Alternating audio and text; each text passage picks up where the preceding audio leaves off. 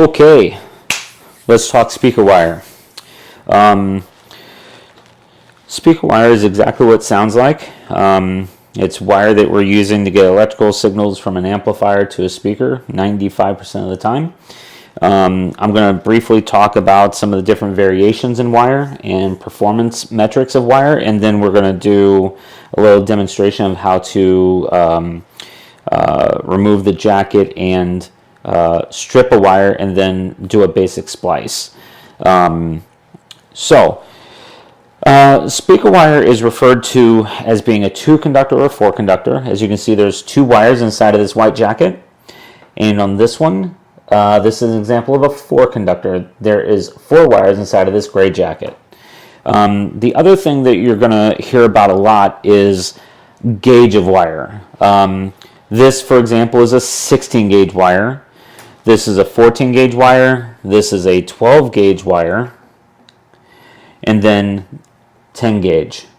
And so the thing that you will notice, if you were paying attention, was that as the number got lower in gauge, we tend to have gotten a bigger wire. So the more copper, the lower the gauge number, the bigger the wire is.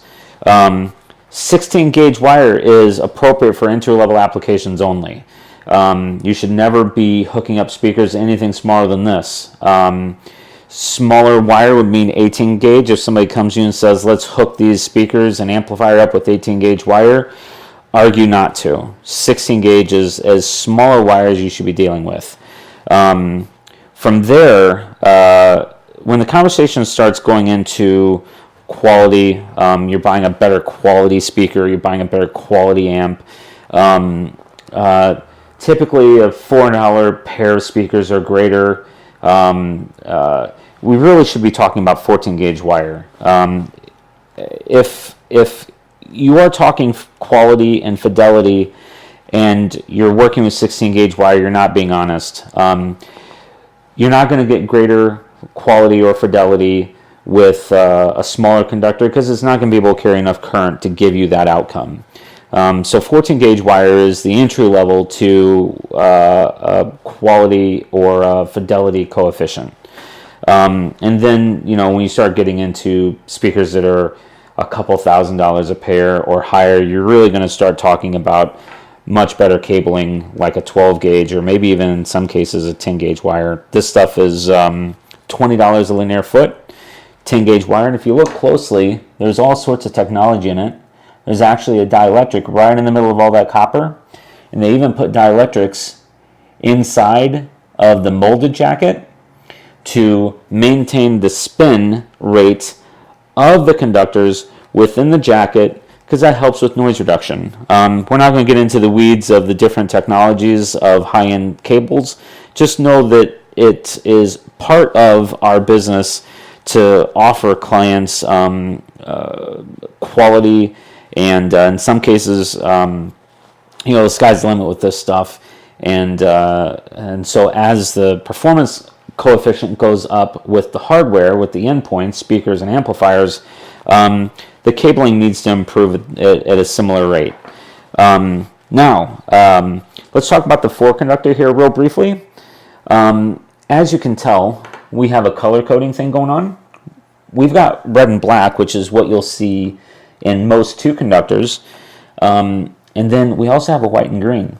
The red and black is almost always used as the right channel for a pair, because you're using a 4-conductor to reach 2 pair over a longer run. So if your head end is down in the basement, you've got a pair of speakers clear at the other end of the house, and you need 100 feet of wire, it's much more efficient to use a 4-conductor to run that pair of speakers that's way at the other end of the house than it is to do two conductors. It's more cost efficient, and it's a little bit easier to pull, so it's a little bit more labor efficient. But again, red and black is your right channel, white and green is your left channel. White is your positive, green is your ground, black is your ground, red is your positive. That is the industry standard that the low voltage and the audio community has had for more than a couple decades, so that's where I want you to be too. Won't get into a lot of details as different terminations, but Another labor saver is banana connectors. These are, $5 a piece, $10 a pair type of thing.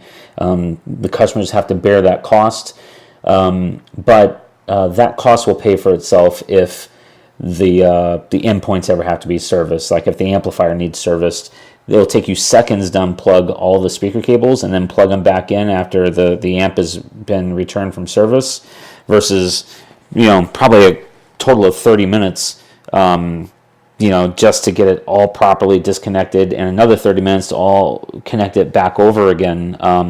Plus it's a more improved connection.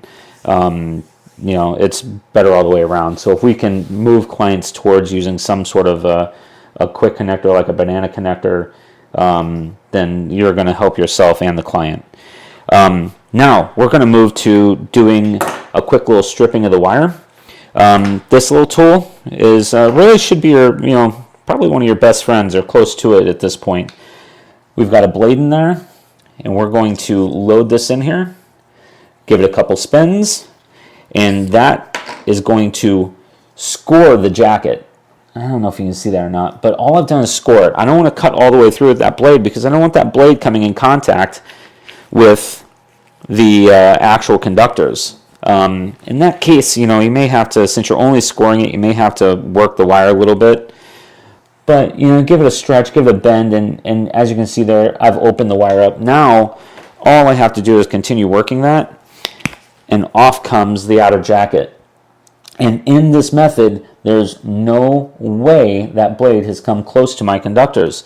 And that's especially important because I don't want to be damaging the wire itself. We're going to get rid of the pull string. Now, we need to get to the copper. Standard pair of strippers. Again, buy good tools. They'll last you a long time. I've, 20 plus years of install, and I've only had like 2 pairs of these things. I protect them. I don't let people borrow them very often. If somebody does borrow them, I make sure I get them back. Stuff lasts a long time. And so if you look closely, there's individual gates for which wire your different gauge will go into. So you want to select the appropriate one for the appropriate gauge of wire that you're stripping. And you're going to squeeze and pinch that wire, and then you're going to use your thumb and create this prying motion that's going to pull the jacket away from the wire. Bang. Stripped. And you'll do this so many times, it's going to become like second nature. So now we've got our wire stripped. Splicing wire is something we have to do very, very, very commonly. Different guys have different connectors that they prefer. I've always liked using the barrel connector. There's a sleeve of metal inside of there that we're going to crimp. Again, really good tool. Is probably $50 back in the day, but they're 20 years old. I've only had to buy 1 pair. The reason I use these is these are commonly used in the car audio industry, and the reason the car audio industry uses them is because they're reliable. You load your wire, or load the barrel connector onto the wire, and then you just give it a crimp. And now I can't pull this off of here. I can't. I'm not a strong guy to start with, but I didn't win any lifting contest. But that withstanding, you can't pull it off. It is a strong, strong connection. And notice you don't see any copper outside of that. We want all of the copper inside of this bell so that we don't have any chance that we're going to create some sort of a short. We're going to come over here and do the other side. And now we have a fully crimped extension of our wire that is, quite tough. So that way you can rest assured that if you've made those connections and that connection is in a ceiling or in a wall or behind a rack and it's got to be there for 10 years, this is not going to fail you. Again, most of these techniques are geared towards not having service calls. Do it right the first time. never have to worry about it again.